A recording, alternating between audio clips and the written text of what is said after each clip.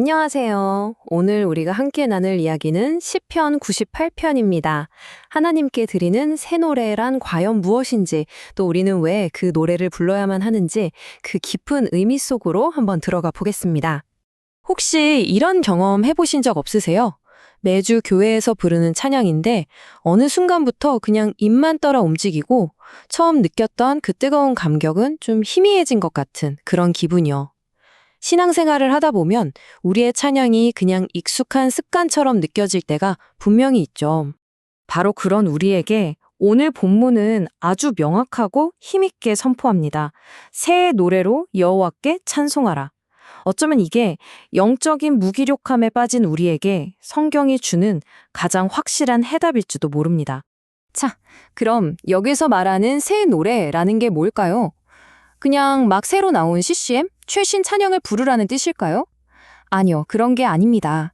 성경이 말하는 새 노래는요, 하나님이 베푸신 구원의 은혜를 바로 오늘, 지금 이 순간에 새롭게 경험하면서 마음 깊은 곳에서부터 터져나오는 살아있는 반응이에요.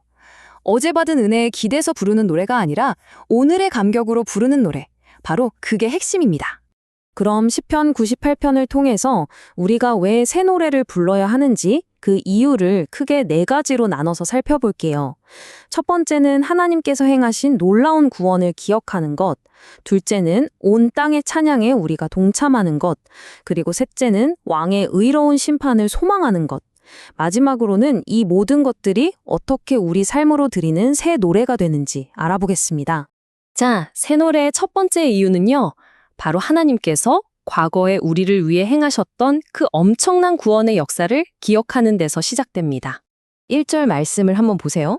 하나님께서 기이한 일을 행하셨다고 말하죠. 그러면서 그의 오른손과 거룩한 팔, 그러니까 다른 누구의 도움도 없이 오직 하나님 그분 자신의 능력만으로 우리를 위한 구원을 이루셨다고 강조하고 있습니다. 그러니까 핵심은 이거예요. 우리의 구원은 절대 우리의 노력이나 자격으로 얻어낸 게 아니라는 거죠. 기이한 일이라는 단어 자체가 이건 인간의 힘으로는 도저히 불가능해, 오직 하나님만 하실 수 있는 일이야 라는 뜻을 담고 있거든요. 전적인 은혜의 사건이라는 말입니다. 그리고 정말 흥미로운 게 3절을 보면 그 구원의 근거를 바로 하나님의 성품에서 찾고 있다는 점이에요. 인자, 히브리어로 헤세드라고 하죠. 이건 한 번 맺은 약속은 절대 포기하시지 않으시는 하나님의 그 끈질긴 사랑을 뜻해요. 그리고 성실, 에메트는 결코 변하지 않는 그분의 진실하심을 말하고요. 우리의 감정은 수시로 흔들려도 하나님의 구원 약속은 이렇게나 단단한 반석 위에 서 있다는 겁니다. 시편 기자의 이 노래는 결국 어디로 향할까요? 맞습니다. 바로 예수 그리스도의 십자가와 부활에서 그 절정을 이루죠. 하나님께서 친히 우리를 찾아오셔서 그 아들을 통해 이루신 구원이야말로 우리가 평생 불러도 모자랄 가장 기이하고 놀라운 일 아니겠습니까? 여기서 잠시 우리 스스로에게 한번 질문을 던져보면 좋겠습니다. 나를 향한 하나님의 이 구원이 오늘 나에게도 여전히 놀랍고 가슴 벅찬 감격으로 다가오고 있나요? 그 감격의 회복이 바로 새 노래의 시작입니다. 자, 이제 두 번째 이유로 넘어가 볼게요. 이 놀라운 구원에 대한 현재적인 응답으로서 우리의 찬양은 나라는 개인을 넘어서 온 세상으로 확장됩니다. 4절의 명령을 한번 보세요. 온 땅이여. 찬양의 주체가 더 이상 나나 우리에 머무르지 않죠. 시편 기자는 지금 모든 피조물을 향해서 자, 다 같이 하나님을 찬양하자라고 초대하고 있는 겁니다. 여기서 정말 멋진 건 찬양이 점점 커지는 그 스케일이에요. 한 개인의 고백에서 시작된 노래가 공동체로, 또 수금과 나팔 같은 악기 소리로, 그리고 마침내는 바다와 강, 산과 같은 온 자연의 우렁찬 함성으로까지 번져나갑니다. 왜냐하면 하나님의 구원은 우리 인간만을 위한 게 아니라 온 우주를 회복시키는 거대한 사건이기 때문이죠. 그렇다면 우리는 이 거대한 자연의 찬양에 어떻게 동참할 수 있을까요? 오늘 본문은 노래뿐만 아니라 바로 우리의 삶이 그 찬양의 일부가 된다고 말해줍니다. 예를 들면 이런 거죠. 직장에서 손해볼 걸 알면서도 정직을 선택하는 것, 가정에서 나에게 상처 준 가족을 용서하는 것, 도무지 이해할 수 없는 어려움 속에서도 하나님을 신뢰하기로 결단하는 것, 이 모든 게 바로 하나님께 드리는 가장 아름다운 새 노래라는 겁니다. 자, 이제 새 노래를 불러야 하는 마지막 세 번째 이유입니다.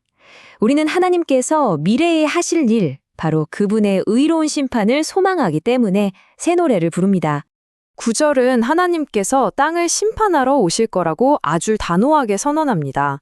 이 9절을 통해 우리는 하나님의 또 다른 중요한 모습을 발견하게 됩니다. 그건 바로 하나님은 우리를 구원하시는 자비로운 분이실 뿐만 아니라 이 세상을 절대적인 의와 공평으로 다스리시는 위엄 있는 왕이라는 사실이죠. 이 세상의 모든 불의와 억울함이 영원하지 않을 거라는 강력한 희망의 메시지가 바로 여기에 담겨 있습니다. 그래서 이 심판의 날은 두 얼굴을 가지고 있어요.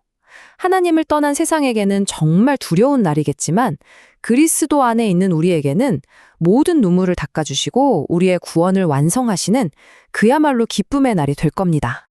아니 근데 어떻게 우리가 그 심판의 날을 두려움 없이 기다릴 수 있을까요? 이유는 딱 하나입니다. 십자가에서 예수님께서 우리가 받아야 할 모든 심판을 대신 받으셨기 때문이죠. 그래서 우리는 그날을 피하는 게 아니라 오히려 소망과 기쁨으로 기다릴 수 있는 겁니다. 자, 이제 오늘 나눈 이야기들을 하나로 모아보겠습니다. 결국 오늘 본문이 우리에게 말하고자 하는 건 우리가 살펴본 이 모든 이유들이 우리의 삶을 통해서 새 노래로 울려 퍼져야 한다는 점입니다. 정리해보면 우리가 찬양하는 하나님은 이런 분입니다. 첫째, 인간의 힘으로는 불가능한 구원을 이루신 분. 둘째, 온 피조 세계의 찬양을 받게 합당하신 분. 그리고 셋째, 결국 모든 것을 바로잡으실 정의로운 왕이신 분. 그래서 가장 중요한 핵심을 다시 한번 말씀드립니다.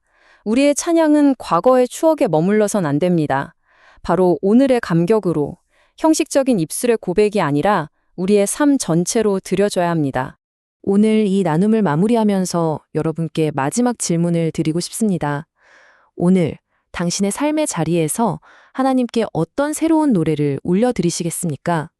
그것이 정직의 노래이든 용서의 노래이든 아니면 신뢰의 노래이든 당신만의 새로운 노래를 바로 오늘 시작하시기를 진심으로 바랍니다.